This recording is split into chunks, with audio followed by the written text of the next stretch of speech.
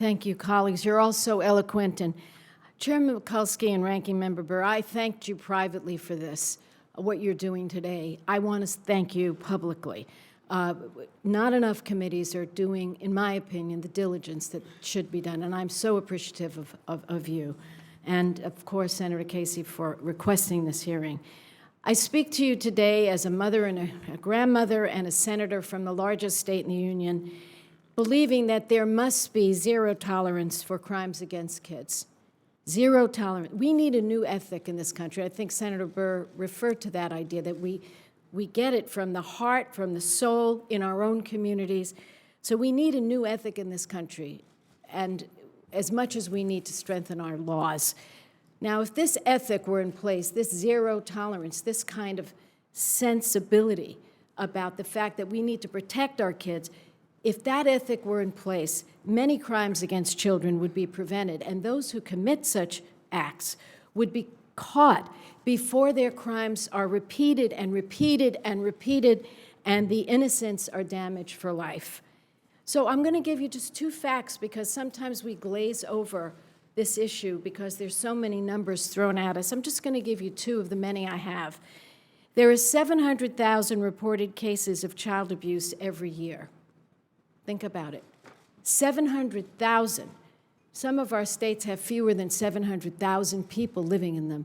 700,000 reported cases of child abuse every year, and included in that, 80,000 reported cases of child sexual abuse. It's every year. And the other percentage I want to give you is that 71% of all sex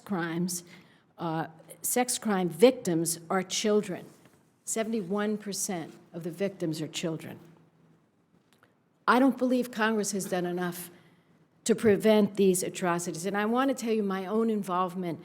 And I've worked so closely with all of you on so many issues. Senator Isaacson and I just worked together to prevent violence in the Peace Corps, and all of you supported us in that endeavor. So a lot of our involvement stems from something. He had a constituent, and he took that issue to heart. In May of 1997, Sharice Iverson, a California 7-year-old from Los Angeles, was molested and killed in a Nevada casino bathroom.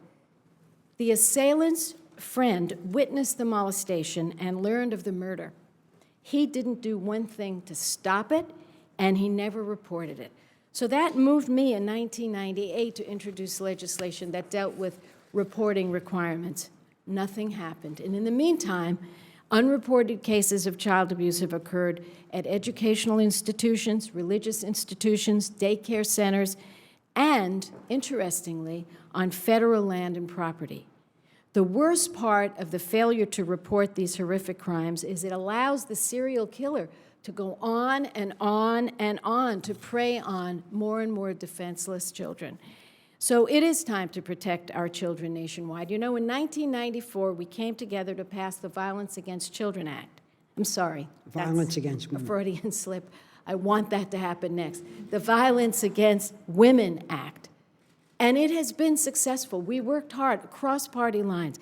It's time to pass a Violence Against Children Act, which would be an all-encompassing way to bring about this new ethic of zero tolerance. But today, because I've been told by the chairman and the ranking member, don't talk about a specific bill, I won't do that. I'm for so many bills, and I've written some of them. I'm for all of them. But I do want to make one point that I don't think anyone is aware of, and this is critical. Today, on federal property, if there is a crime in this building, or in a national park, or on a military base, we do not have reporting requirements other than if it's a professional that sees a person after the fact. So in our own bailiwick here, in our own house, so to speak, we have work to do. We're going to want to tell the states what to do, but we better look at our own law, which is extremely weak. So I'm going to close now with a final thought. After 9/11, our nation reached a consensus. That consensus was no one would ever sit passively on an airplane as a terrorist tried to take it over. I don't care if you're under 5 feet tall, as I am, we will get up out of our seat and we will do what it takes, all of us. Now our nation needs to reach a consensus that we will never, ever, ever turn a blind eye to a crime against an innocent child. We have to defend our kids, otherwise we are failing as human beings, and we are failing as legislators. I thank you, colleagues. I know you share this passion, and I am so grateful to all of you. Thank you.